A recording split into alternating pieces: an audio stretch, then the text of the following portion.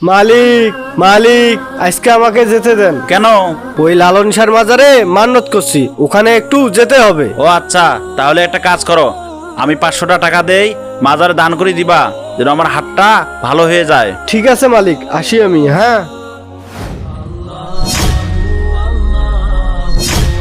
হ্যাঁ, কে তুমি? আমাকে তুমি চিনবা না। তোমার হাত ভালো হবার একটাই কারণ, তুমি আল্লাহর রাস্তায় 200 টাকা দান করেছো, এজন্য তোমার হাত ভালো হয়ে গিয়েছে।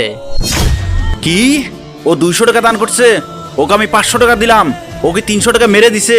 ও আজকে আসুক, ওর যে চামড়া ফাটাবো। মালিক আসসালামু আলাইকুম। হ্যাঁ আপনার হাত ভালো হয়ে গেছে মালিক। আর রাখো তোমার হাত ভালো, তোমাকে আমি 500 টাকা দিয়েছি, তুমি 200 টাকা দান করে 300 টাকা মেরে দিয়েছো। আসলে মালিক আমি 500 টাকায় দান করেছি। রাস্তায় একজন ফকির ছিল, তাকে 200 টাকা দিয়েছি, আর 300 টাকা মাজারে দিয়েছি। আল্লাহ মনে হয় ওই ফকিরের দানটাই কবুল করেছেন। আল্লাহু আকবার।